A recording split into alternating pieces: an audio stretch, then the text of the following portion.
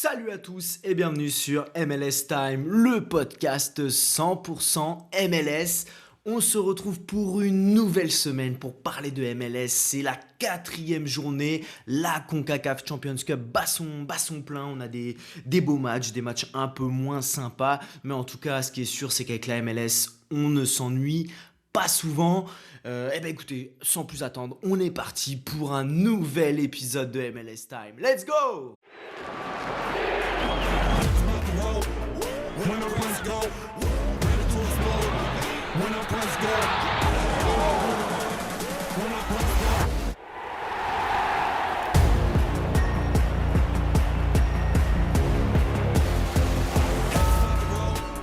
When I press go.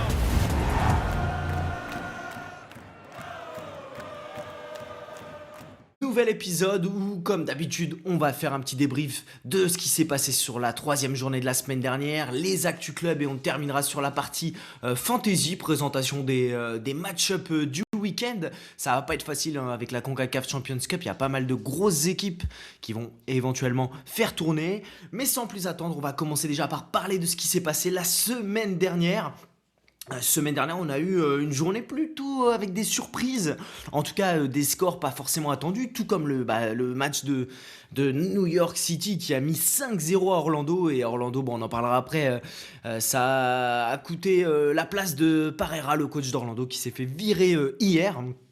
On a Miami qui est allé s'imposer difficilement à DC. Atlanta, une nouvelle défaite, hein, bon, à domicile contre Salt Lake. Charlotte a battu Austin 3-1.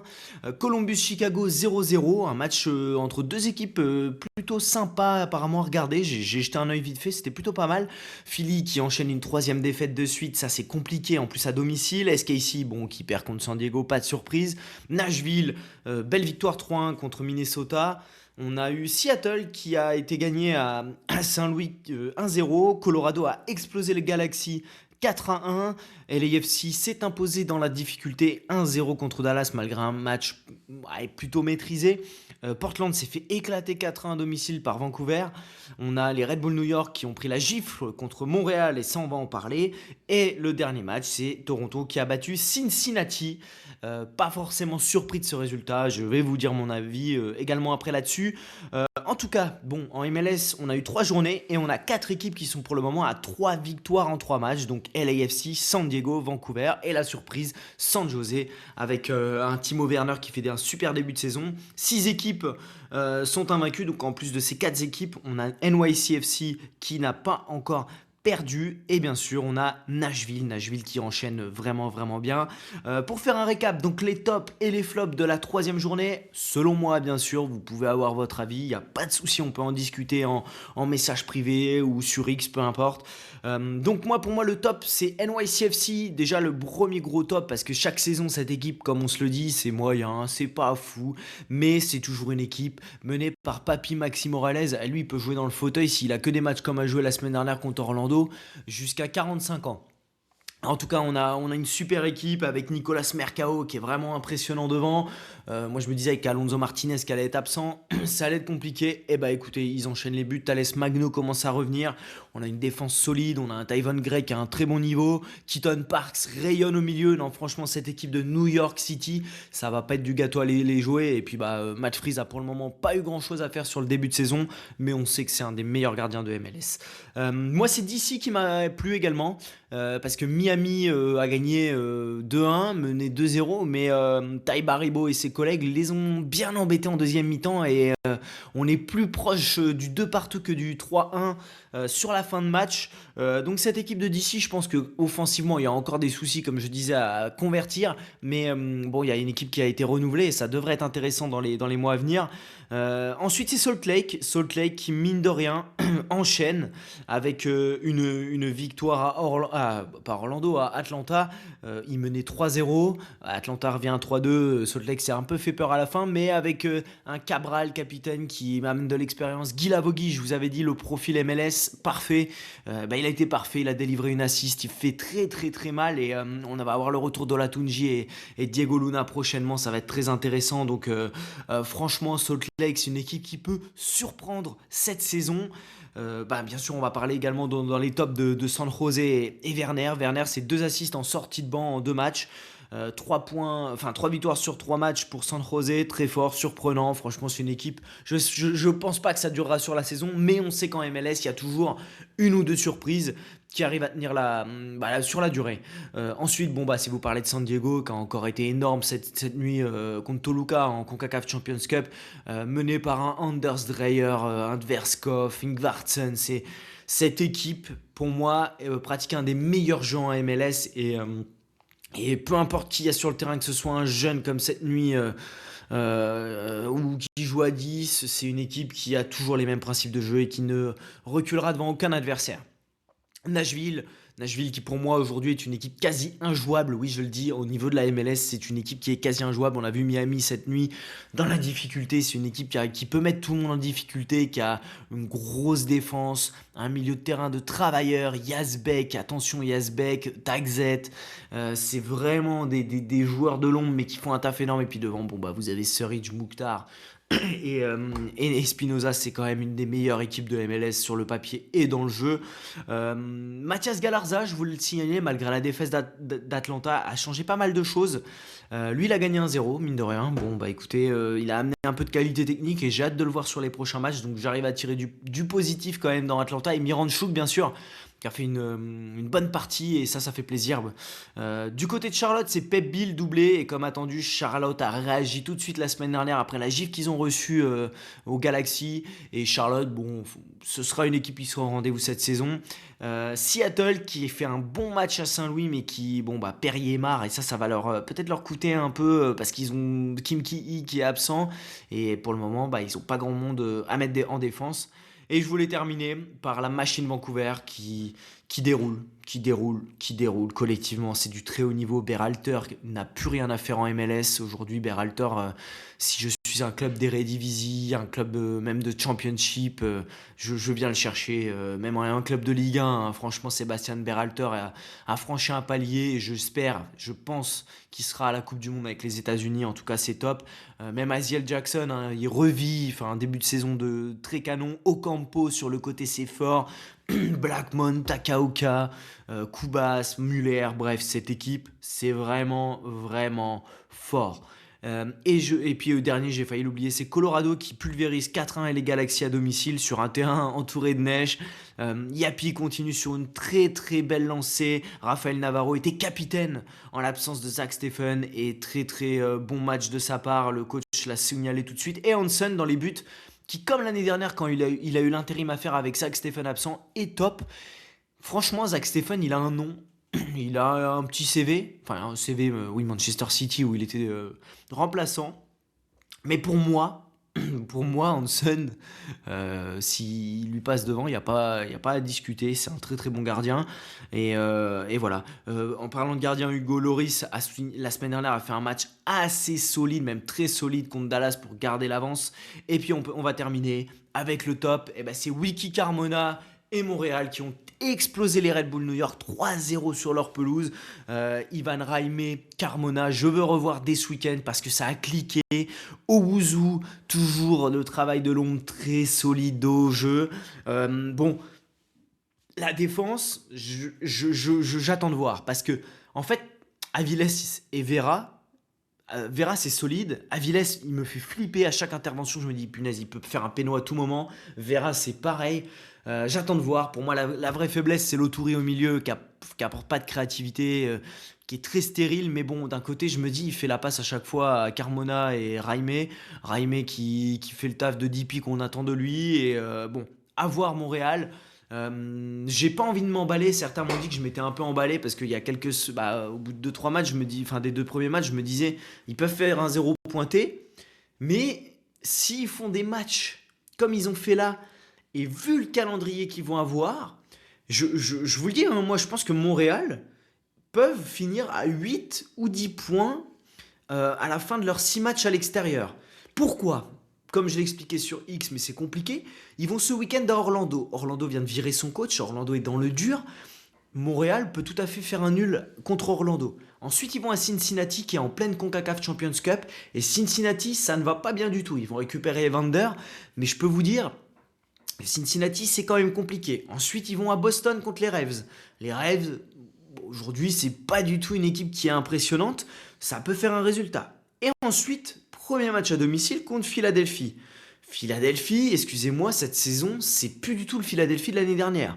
Et en plus, quand vous prenez la suite, ils reçoivent les Red Bull New York derrière. Donc, franchement, le début de saison de Montréal, même s'ils arrivent à 6 points à la fin du match de Philadelphie, 6-7 points, c'est un bon début de saison avec 6 matchs à l'extérieur, on le rappelle. Donc voilà, les dynamiques, ça s'inverse très très vite dans le foot. Et je pense que oui, Montréal peut vraiment faire un début de saison qui surprend tout le monde, et moi le premier. Et je leur souhaite, parce que franchement, j'ai envie de parler en bien de Montréal, j'ai envie qu'ils fassent du beau football, même si avec Gargamel, enfin Donadel, je suis pas persuadé que ce soit un super coach.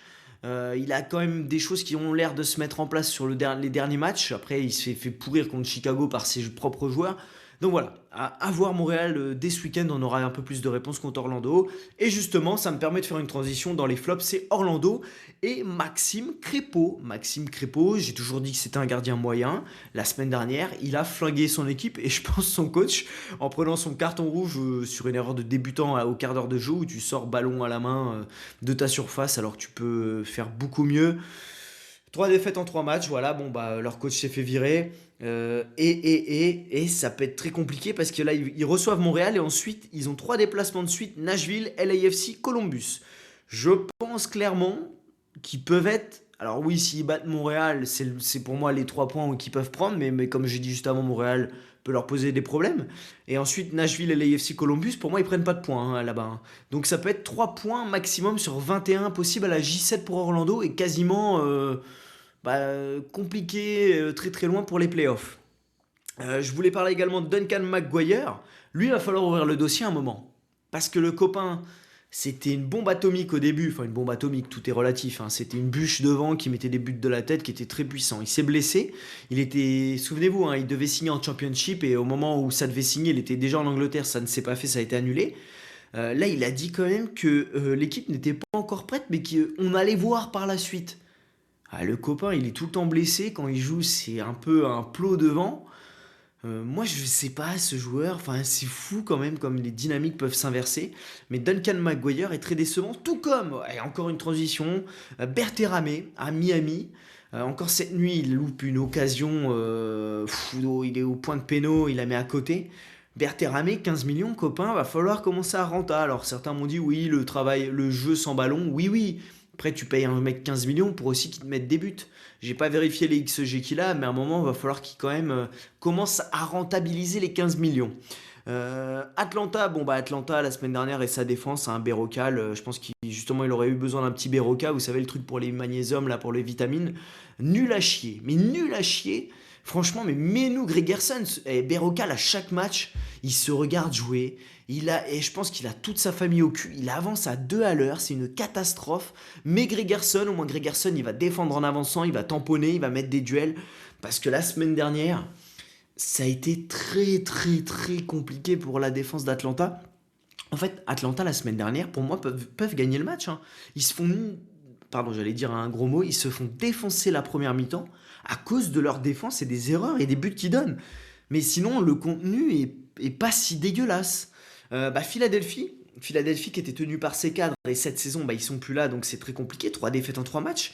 Et pas de signe d'amélioration, puisqu'en CONCACAF Champions Cup, ils ont perdu à domicile contre le Club América, où ils vont devoir aller la semaine prochaine. Donc Philadelphie, ça peut être très compliqué encore dans les semaines à venir.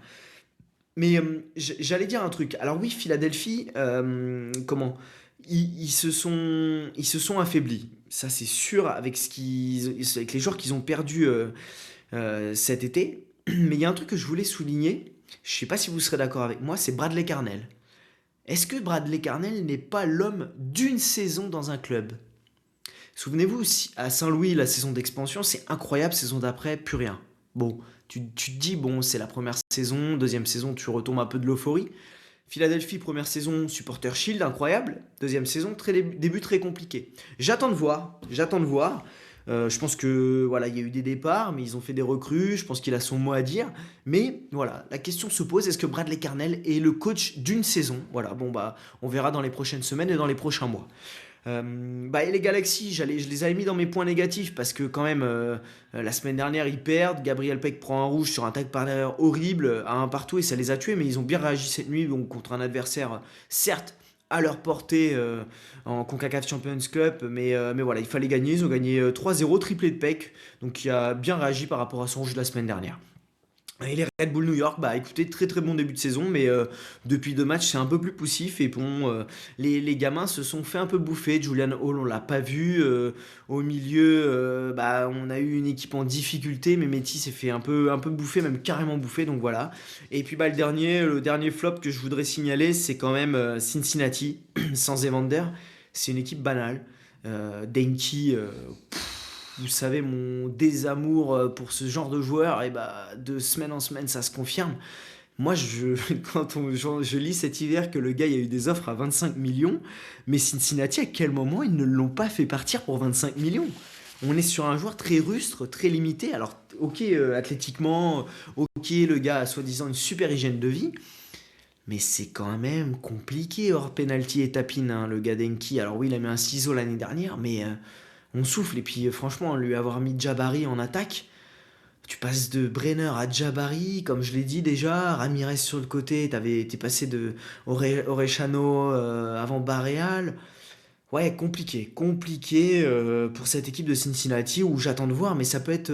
Et Pat Noonan montre des signes de fébrilité pour la première fois où il s'agace sur ses conférences après ses joueurs. Il n'est pas du tout satisfait, donc à suivre. Point de la semaine. Bon, l'équipe de la semaine, je sais pas si vous avez vu encore un bon n'importe quoi pour cette équipe de MLS, parce qu'en défense, ils nous ont mis donc Kozarienzi qui a remplacé Guemar, ok, Blackmon normal, Chris Brady dans les buts, et dans la défense à 3 ils nous ont mis Xavier Gozo de Salt Lake, qui est quasiment un ailier attaquant, donc c'est comme si vous aviez deux défenseurs. Au milieu, bon bah Carmona normal, Maxime Morales, Keaton Parks ont été énormes, c'est logique, Pep Bill également, ça c'est logique. Et devant, ils nous ont mis Navarro, Brian White, Sam Surridge. Sam Surridge, attention, lui, quel joueur! Quel joueur Sam Surridge devant. Brian White, c'est pareil. Brian White tout le temps au rendez-vous. Donc voilà l'équipe de la semaine. Et le joueur de la semaine n'est autre que Wiki Carmona qui a brillé face à son ex-équipe des Red Bull New York. L'année dernière, je crois, il a mis 0 but. Et là, en un match, il en a mis 2 contre son ancienne équipe. Donc voilà, super match. Wiki Carmona, super profil. J'aime beaucoup ce que j'ai vu. Qui est plus central, moins sur le côté, qui est un peu plus libre avec Raimé. J'ai vraiment hâte de revoir Montréal ce week-end pour voir ce que ça va donner entre ces deux-là. On va passer maintenant aux Actu Club. Après avoir fait un petit débrief, un long débrief de la semaine dernière. Déjà vous dire, vous vous souvenez d'Eric Jones, Yoyeboa, donc des historiques de la MLS, qui ont été suspendus à vie par la MLS pour avoir fait des paris sur leur propre équipe et sur le fait qu'ils allaient prendre des cartons jaunes. Donc voilà, la MLS ne rigole pas et c'est très très bien. Ça devrait être pareil dans toutes les ligues. Ils ont parié, ils ont perdu. Voilà, ils ont parié, ils ont perdu. Alors ils ont peut-être gagné sur le moment en disant qu'ils allaient prendre des cartons. Je crois que c'est Derrick Jones qui avait parié sur un carton qu'il allait prendre et il l'a pris en effet. Et donc voilà, les deux joueurs sont suspendus à vie de MLS, d'où l'explication de pourquoi Yeo Yeboah a eu son contrat résilié par LAFC cet hiver. On va passer à Salt Lake. Donc Salt Lake, on a eu une bonne nouvelle hier. Donc Victor Olatunji, l'attaquant, après 3 semaines d'une blessure qu'il avait reçue à la tête et à l'œil, sera disponible de ce week-end. Donc Olatunji, Gozo, Guilavogui et j'espère bientôt Diego Luna. Là, je demande à voir. Cette équipe de Salt Lake va être très intéressante. Du côté de Portland, donc hier on a eu des infos de l'entraînement. Donc Juan Mosquera, Anthony, Bonetig s'entraînaient à l'écart. Cole Bassett s'entraînait encore en salle, sûrement pas dispo ce week-end. David Dacosta et José Caicedo participaient à l'entraînement. Donc eux devraient être disponibles. Mardi, Phil Neville nous disait que Diego Chara et Dacosta ils seraient de retour ce week-end, donc voilà, et que Bassett restait incertain. Donc Bassett toujours en salle hier, donc je suis pas sûr qu'il soit dispo ce week-end, ou en tout cas pas titulaire. Du côté d'Orlando, donc on en a parlé, Parreira s'est fait virer, mais il nous disait mardi concernant Thiago que le joueur brésilien avait une douleur à la jambe et qu'il l'avait mis au repos, que les analyses étaient toujours en cours. Donc on n'a pas eu de nouvelles, à voir si on a des nouvelles. Je pense que ça peut être compliqué, on en saura plus au moment des rapports de disponibilité. Du côté de Chicago, Kuipers était de retour à l'entraînement complet hier. Pineda également, Barroso aussi, Sam Rogers était absent, Andrew Gutman et Chris Muller étaient en salle. À Columbus, donc hier, la recrue Akunzade et André Gomez s'entraînaient hier, donc normalement on devrait les voir enfin. Ça va faire du bien André Gomez, je pense, et puis Akunzade, j'attends de voir. Reed Storm a dit qu'il serait dispo ce week-end, donc je pense qu'on devrait les voir sur le terrain. Reed Storm nous a également parlé de Mo Farsi, qui avait il n'y avait pas eu de revers, mais qu'ils prenaient leur temps pour qu'ils reviennent à l'entraînement et au complet avec l'équipe. Du côté de Charlotte, hier, donc Luca de la Torre s'entraînait à part et Henry Kessler n'était pas sur le terrain. Donc je pense que les deux ne seront pas disponibles vraisemblablement ce week-end. Du côté de New England, la bonne nouvelle, enfin moi je trouve que c'est une nouvelle sympa, c'est que Diego Fagundez s'entraîne avec les Ravs en vue d'éventuellement signer. Bon, c'est un joueur historique de la MLS qui peut t'apporter comme titulaire quand tu as besoin de lui. C'est un soldat en sortie de banc. C'est un bon petit joueur, Diego Fagundez. Du côté du Galaxy, donc Jacob Glesnes, à peine arrivé, a déjà prolongé son contrat jusqu'à la saison 2028-2029. Et Greg Vanney nous a parlé plus tôt cette semaine de la blessure de Pinsil, comme quoi c'était un léger problème aux ischio-jambiers ça prendra au moins 2 semaines. Donc Pinsil devrait être absent ce week-end et Gabriel Peck est suspendu.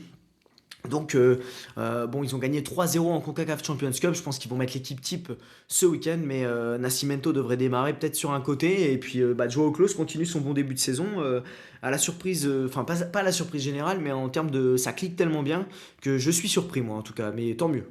Tant mieux pour le Galaxy qui mérite d'être où ils sont plutôt que ce qu'ils avaient la saison passée.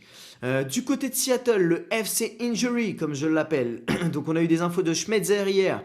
Hassani Dodson est soumis au protocole commotion, donc certainement absent. Paul Rossrock sera disponible et les résultats de Yemar sur sa blessure sont encore attendus. Donc je crains le pire pour Yemar. Je pense que même vu quand il a fait, la tête qu'il a fait quand il est sorti, j'ai peur que ce soit une lésion qui l'écarte longuement des terrains.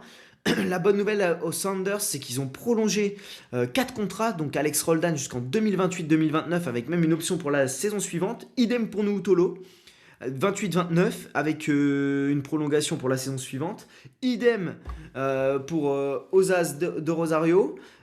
Et également pour notre ami Musovski, donc lui c'est 27-28 avec une année en option pour 28-29. Donc voilà des joueurs cadres de l'équipe. Nuutolo que je demande depuis des années en Ligue 1, à mon avis il va finir sa carrière gentiment du côté de Seattle. En tout cas c'est toujours un monstre et un plaisir de voir Nuutolo en pleine forme à Seattle. On passe à Minnesota et ça va vous intéresser puisque Rames Rodriguez est pleinement à l'entraînement et il a déclaré à El Colombiano qui devrait faire ses débuts ce week-end contre Vancouver et contre l'équipe de Thomas Muller. Michael Boxall est blessé aux adducteurs et est toujours absent. Et Mauricio Gonzalez s'est entraîné pour la première fois donc mardi, donc il devrait être dispo ce week-end. Vous dire un mot de Houston, alors c'est lié à Columbus, c'est que Ibrahim Aliou qui avait été transféré de Houston à Columbus va revenir à Houston contre 250 000 gammes avec 500 000 gammes d'options, voilà. Et Houston espère aussi recruter un autre ailier. Donc voilà, le mercato ferme dans 15 jours, donc encore du temps pour recruter. Non, même pas dans 15 jours, dans 14 jours, voilà, précisément. Du côté d'Atlanta, mardi, Miranchuk et Fortuné n'étaient pas à l'entraînement. Donc Miranchuk, on nous disait que c'était probablement qu'il se remettait après un match complet de 90 minutes. Pas d'alerte depuis.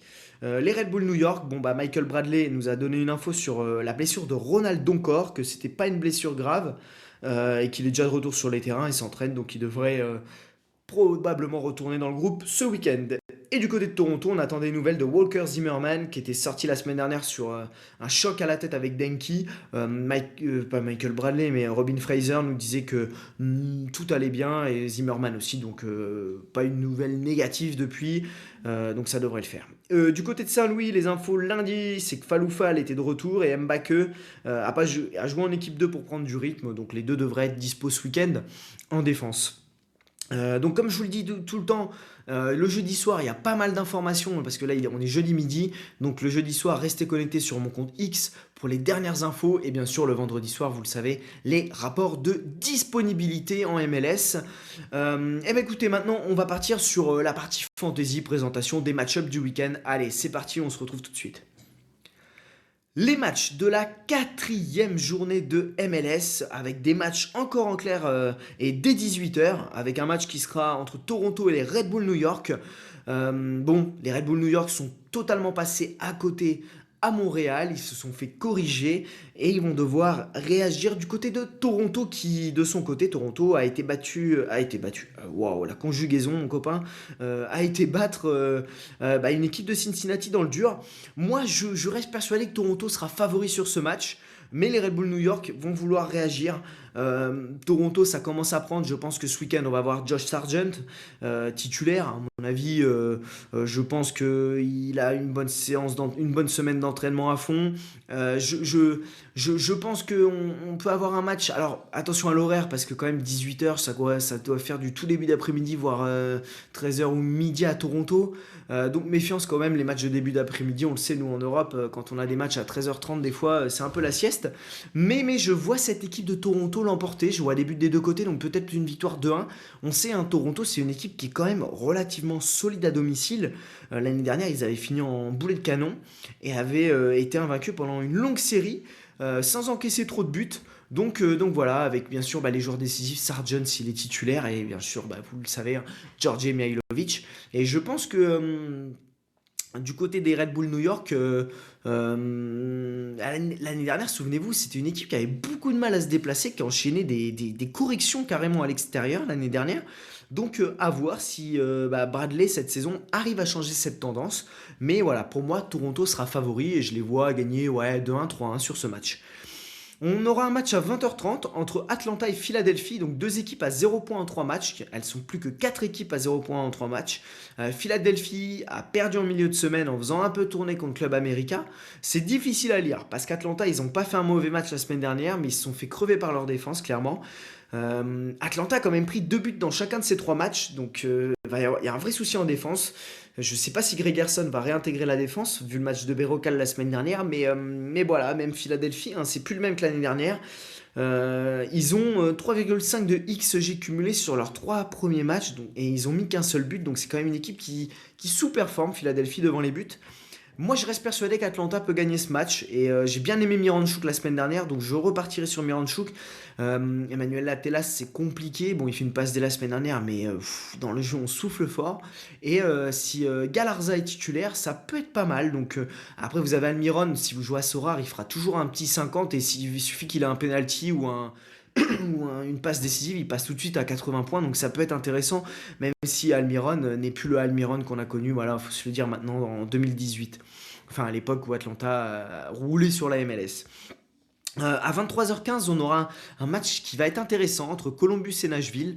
Nashville a joué donc en milieu de semaine, donc cette nuit, dans la nuit de mercredi à jeudi contre Miami, ils ont fait un 0-0 chez eux, donc match la semaine prochaine, le match retour à Miami. Je ne serais pas étonné que Nashville fasse tourner quand même, après un bon début de saison en MLS. Je pense qu'ils peuvent se permettre de peut-être faire l'impasse sur un match de début de saison. Où la CONCACAF, il y a un petit coup à jouer quand même, hein. Il n'y a pas d'équipe qui va se détacher en MLS. Donc Columbus n'a pas encore gagné, rien d'inquiétant parce que je trouve que c'est quand même intéressant. Et ils ont eu un gros calendrier sur les premiers matchs avec 2 déplacements hors conférence et puis la réception de Chicago, puis la Nashville. Donc voilà, je pense que ça peut être un match où Columbus peut peut-être lancer sa saison. Après, Nashville, c'est un collectif très très solide, hein. C'est une machine bien huilée. Je pense qu'on peut avoir un match avec des buts, ça va être intéressant. Mais à la fois, c'est quand même 2 équipes qui défendent plutôt bien. Donc moi, je dirais Diego Rossi, Abou Ali, c'est intéressant. Et puis bien sûr, vous avez Sam Surridge qui est capable de débloquer la situation à tout moment. Mouktar, pareil, Espinoza. Limite. Woledzi m'intéresse beaucoup, Palacios. Après, est-ce que ça va faire tourner en défense? C'est la question. Attention, cette nuit, Schwake a pris un coup. Non, je dis mais attention, je dis n'importe quoi. Schwake, certains ont vu qu'il avait pris un coup. En fait, c'est juste qu'il a permis à ses coéquipiers, donc Mouktar et Woledzi, si je ne dis pas de bêtises, ou Palacios, de rompre Non, pas Palacios, mais Woledzi, de rompre leur jeûne pendant le ramadan. Voilà, il n'y a pas eu de gravité, pas de blessure à prévoir. Et ce qui est intéressant ce week-end, c'est que les matchs sont à minuit et demi. Donc c'est pas 1h30 du matin, donc ça c'est plutôt pas mal quand on est en France pour suivre la MLS. Donc à minuit et demi, on aura un Charlotte-Miami. Moi, je vous le dis, je mettrai un petit billet sur Charlotte sur ce match. 4e déplacement, 4 matchs pour Miami. Et ouais, et pas des moindres parce qu'ils vont entre leur double confrontation face à Nashville, et là ils vont à Charlotte. Charlotte, c'est une équipe qui les avait embêtés l'année dernière à domicile, qui a très bien réagi après la gifle qu'ils ont pris à Los Angeles et qui a fait qu'une bouchée d'Austin qui a joué quand même à 10. Je pense que Charlotte peut vraiment les embêter, donc Miami peut faire aussi un peu tourner. Alors bien sûr, ceux qui jouent au fantasy, bah Messi, vous savez que c'est un pic toujours intéressant, mais, moi j'irais quand même sur Pep Bill, Toclomati, Zaha, et je sais pas pourquoi, mais Kalinga, il peut tenir un clean sheet, hein, franchement. Miami a du mal contre Nashville cette nuit, ils vont enchaîner ce week-end, et ensuite ils rejouent la semaine prochaine. Donc moi je pense que si vous êtes parieur, un petit billet Charlotte ou nul, ou même la victoire en sec de Charlotte, avec un petit but de Zaha, Toclomati ou Pep Bill, si vous êtes joueur de Sorare, ça peut être intéressant. On aura en même temps un NYCFC Colorado entre deux équipes qui font un bon début de saison. Euh, Bah ouais, mais NYCFC est invaincu en 3 matchs et ils vont enchaîner une deuxième réception. Une défaite pour Colorado au premier match, mais après c'est deux perfs solides chez eux. Je vois quand même New York favori. Franchement, gros déplacement pour Colorado qui a un peu de mal parfois à se déplacer. C'est deux équipes qui montent un beau visage. Alors compliqué de sortir des pics. Moi j'irais plus quand même sur les défenses. Donc je dirais Matt Freeze intéressant, Mercao, Keaton Parks, Maxi Morales. Voilà, si vous jouez à Sorare. T'as Evan Greff, un bon début de saison et plutôt pas mal sur Sorare. Donc voilà, c'est des pics intéressants. Mais attention parce qu'Hansen fait beaucoup d'arrêts à Colorado et marque pas mal de points. Et vous avez un défenseur que j'aime beaucoup, Rob Holding, qui est plutôt méta Sorare et qui, même s'il y a une défaite, est capable de vous sortir un petit 60 points. Yapi à surveiller, voilà. Yapi à Colorado fait quand même un bon début de saison et avec ça, c'est de la dynamite, donc ça peut être intéressant. Donc voilà. Même si je vois quand même le clean sheet du côté de New York, dans mes tendances, on va dire. On aura en même temps Orlando-Montréal. Donc Orlando 0 points en 3 journées. Montréal a ouvert son compteur de victoire la semaine dernière. Donc tout va dépendre de quelles équipes on aura. Voilà, je me suis noté ça. Parce que si on a le Orlando de la première mi-temps contre Miami, bah, Montréal va avoir plus de mal. Si on a le Orlando du reste de la saison, ça va être dur. Si on a le Montréal du début de saison, ça va être très dur. Si on a le Montréal de la semaine dernière, ça va être très bien. Donc, c'est vraiment deux équipes qui ont des dynamiques un peu en dents de scie qu'on va attendre de voir. Moi, je vous inviterai quand même à éviter ce match. En général, quand une équipe change de coach, comme Orlando va le faire, vous le savez, il y a des fois un déclic, il y a des fois un peu de mieux. Les joueurs qui étaient sur le banc ou autres veulent se montrer, ça a un peu plus les crocs, ça. Donc méfiance sur ce match pour Montréal qui peut être trompeur. Même si j'ai bien aimé la semaine dernière Carmona, Ivan Raimé, je me méfierais. En tout cas, de l'autre côté, on va avoir Oreda, Martin Oreda, Pasalic, intéressant. Voilà. J'irai quand même plus sur les attaques que les défenses dans ce match-là. Mais Montréal a montré des signes de solidité relativement corrects la semaine dernière, avec Gillier qui est très très bon dans les buts, hein, il faut le souligner depuis le début de saison. J'espère que Montréal va pouvoir le garder un peu plus longtemps que le prêt qui s'arrête cet été parce que c'est quand même un bon gardien. D'ailleurs, au passage, ceux qui ont vu des soi-disant rumeurs comme gardien de l'Algérie, ça a été démenti derrière, comme quoi c'était pas dans les projets apparemment. Ce serait une de ses grands-mères qui est pied noir et il n'y aurait pas de quoi le sélectionner en équipe d'Algérie, de ce que j'ai compris. On aura ensuite des matchs à 1h30, donc entre Chicago et DC, et ça c'est un match intéressant. Bah, il y a quand même deux équipes qui jouent pas mal, qui sont plutôt intéressantes. DC, ils sont pas assez loin d'accrocher Miami, comme je vous l'ai dit dans le débrief. Ils perdent à Austin, ils gagnent contre Philadelphie. Chicago, ils ont fait un nul contre Columbus, ils ont gagné Montréal et ils ont perdu à Houston. Donc c'est quand même deux équipes qui sont un peu en dents de scie, difficiles à juger. Je trouve la cote à 1,5. Alors ça, je l'ai préparé lundi. Il y avait une cote à 1,5 dans les bookmakers pour Chicago à domicile. Je trouvais ça un peu bas quand même parce que DC est quand même une équipe pénible à manœuvrer qui, alors certes, a du mal à convertir ses occasions, mais ça peut être un bourbier. Bien sûr, attention, hein, pour moi Chicago est favori à domicile. Zinkernagel, Bamba, Kuipers qui va être de retour, ça c'est intéressant. Alors Chicago a du mal, je disais d'habitude, à faire des clean sheets. La semaine dernière, ils en ont fait un Columbus, mais je reste persuadé que Chicago est une équipe qui a du mal à faire des clean sheets. Donc, why not un petit but de notre Ty Baribo En tout cas, à noter que comment Woledzi est très intéressant en termes de scoring. La méta. Non, je vous dis Woledzi, je suis en train de me mélanger totalement les pieds et je fais que de confondre ces deux défenseurs. C'est Mbokazi qui est à Chicago et Woledzi qui est à Nashville. Donc Mbokazi est plutôt méta Sora si vous l'avez. Il coûte pas très très cher en plus. Moi je l'avais acheté en début de saison un peu cher, mais il est plutôt intéressant. Donc voilà, bon bah vous savez, hein, les attaquants, Zinkernagel, Bamba, Kuiper, c'est de l'autre côté, je dirais Baribo qui peut être intéressant. En même temps, on aura un Dallas-San Diego. Alors là, pareil, je suis curieux. C'est un match pour moi, vous pouvez jeter un œil. Dallas, c'est pas passé loin quand même de repartir avec un point d'LAFC, hein. Ils sont tombés sur un grand Hugo Lloris. Ils ont eu un XG plus élevé qu'à l'AFC à domicile, donc c'est fort. Je le répète, cette équipe peut embêter tout le monde. Petar Musa à tout moment peut dégainer une tête, une frappasse. C'est une équipe qui a une assise défensive avec Guidé qui est très très solide. Mais face à eux, bon, bah, ils auront une équipe de San Diego avec Anders Dreyer, avec Dverskov, Ingvartsen, Pellegrino, Manu Dua qui a pris un carton rouge d'ailleurs hier, donc qui va sûrement enchaîner ce week-end avec McVie. Mais voilà, San Diego, entre deux matchs de CONCACAF, ils ont battu Toluca 3-2, donc il faudra qu'ils bataillent là-bas. La règle du but à l'extérieur existe encore, donc ils sont pas à l'abri. Ils perdent un 0 là-bas, c'est fini. Donc peut-être que ça fera tourner à San Diego sur un match encore à l'extérieur, parce que là, ils vont enchaîner à Dallas, puis à Toluca. Donc, why not? Une petite surprise de Dallas et un petit coup d'arrêt pour San Diego. Mais bon, San Diego, ils peuvent vous crever à tout moment. C'est une équipe tellement bien faite dans le jeu en transition que je ne serais pas étonné qu'ils enchaînent. Donc pour moi, les pics intéressants, vous le savez, Anders Dreyer s'il est titulaire, Petar Musa, Dverskov, Manu Dua qui même s'ils prennent des buts est une machine à scoring si vous jouez à Sora. Donc voilà un peu les pics intéressants. On aura en même temps Houston-Portland. Houston qui n'a pas joué la semaine dernière, donc à Boston c'était reporté alors qu'il n'y avait pas de raison vraiment pour reporter. Portland s'est fait gifler 4-1 à Vancouver et mine de rien a déjà encaissé 8 buts en 3 journées. Houston, ils avaient craqué à domicile face à LAFC en prenant 2 cartons rouges, mais sinon c'est plutôt solide. Donc Bouza et Antonio Carlos vont être suspendus pour Houston. Moi, je fais de Houston mon favori. Avec Neville, Portland, se sont jamais bien déplacés. Vous regardez les stats à l'extérieur depuis qu'il est là, c'est une catastrophe, c'est effrayant même, je dirais. Donc Houston, je les vois bien marquer au moins 2 buts et capable de tenir un clean sheet. Donc Bond, intéressant. Guilherme Ponce, McGlynn, voilà. Et puis bah Bogouz, peut-être qu'un jour il se réveillera, mais en tout cas, c'est des joueurs qui vont être intéressants. À surveiller Lucas Alter, peut-être qu'il est capable de faire des scorings pas mal. On passe au match à 2h30, donc il y aura un LA Galaxy SKC. Bon, LA Galaxy qui a gagné 3-0 en CONCACAF devrait pouvoir remettre une équipe type ce week-end.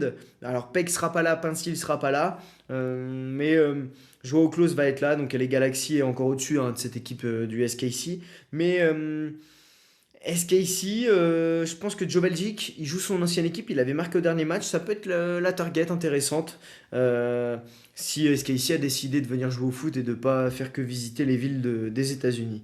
Donc voilà, les pics intéressants pour moi, Klaus, Reus, Yamane et Joe Belgic. Tout relatif, voilà, Joe Belgic. Et bien sûr, on aura Glesnes qui va être solide derrière avec Yoshida, ça peut être deux très bons pics.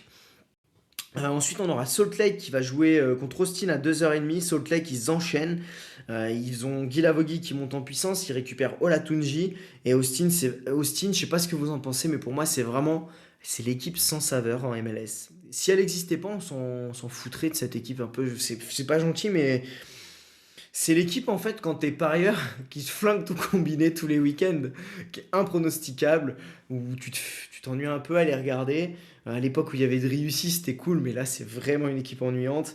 Et à l'extérieur, depuis le début de la pré-saison, ils ont fait 7 défaites, Austin. Donc pour moi, Salt Lake est intéressant, Cabral dans les buts peut tenir le clean sheet. Le clean sheet, super clean sheet. Guilavogui, Olatunji, on va voir, Gozo et Ezarkani, très intéressant. Ça peut être des pics très très sympas. À 3h30, on aura LAFC Saint-Louis. Donc LAFC qui s'est fait accrocher en milieu de semaine un partout contre Alarouense qui a mis le bus, qui leur a sorti un banger et qui est reparti avec un partout où c'est Bonga qui a dû égaliser. Donc mine de rien, LAFC va enchaîner à domicile et après aller au Costa Rica où ils vont devoir décrocher leur victoire. Parce que bah, ils ont fait un partout et la règle du but à l'extérieur est encore en vigueur. Moi, je m'attendais vraiment à ce qu'elle si pulvérise l'équipe costaricienne et puisse réaligner l'équipe type, mais du coup, ils vont peut-être faire tourner. Bon, après, ils sont sur une grosse dynamique, hein, 5 victoires en 5 matchs. Alors, le match nul, voilà, donc 5 victoires, un nul maintenant en 6 matchs. Mais Saint-Louis, c'est quand même compliqué. Bon, voilà, vous l'avez vu sur mon compte X, Saint-Louis va être privé encore un petit moment d'Edward Lowen, où sa femme, je vous avais dit qu'elle était très malade et elle est décédée en tout début de semaine. Donc, leur magicien, leur maestro va être absent encore un moment. Et Marcel Artel va devoir prendre les commandes. Euh, pour moi, je pense que voilà, et l'AFC va remettre une équipe type. Et Bonga, Son, Martinez vont être intéressants. Eustakio également. Lloris, Palencia, Segura. Bon, c'est une équipe, vous savez, c'est une machine à domicile. Machine à clean sheet également à domicile. Donc ça peut être un match-up très intéressant. Dimanche à 19h30, maintenant, on aura un Revs Cincinnati. Alors là, je ne sais pas quoi penser de ce match. Cincinnati. Vraiment, cette équipe m'embête, hein, parce que j'adorais les regarder l'année dernière encore, mais Cincinnati, c'est quand même dans le dur dur. Ils jouent cette nuit, ils reçoivent les Tigresses, donc en plus, ils vont pas arriver frais. Ensuite, ils vont aller à Boston. Euh, les Ravs ont eu le temps de préparer le match. Moi, j'irais presque parier sur les Ravs, hein. Pour moi, même si Evander revient, il sera peut-être pas encore à fond. Donc, je dirais que Carles Hill, Dortmund, ça peut être intéressant sur ce match-up, même si c'est un match-up qui va être compliqué comme vous le savez à juger. Et ensuite, on aura à 21h30 dimanche Vancouver-Minnesota. Donc pareil, Vancouver qui va jouer cette nuit contre Seattle. Donc ils re-reçoivent Minnesota, donc c'est intéressant. Et cette équipe est tellement dans une dynamique collective que pour moi, ils peuvent encore embêter Minnesota. Même si Minnesota, on a vu une belle équipe, on a vu leurs limites la semaine dernière contre une grosse équipe bien huilée comme Nashville. C'est là où je me dis que Vancouver, même si ça fait un petit peu tourner après leur match contre Seattle, c'est une équipe qui collectivement peut faire très mal. Donc attention, hein, ce match-là, attendez de voir qui va jouer cette nuit. Même si vous connaissez Takaoka, Blackmon, Berhalter, Brian White, c'est des pics intéressants. Il faudra voir vraiment le résultat que va faire Vancouver cette nuit.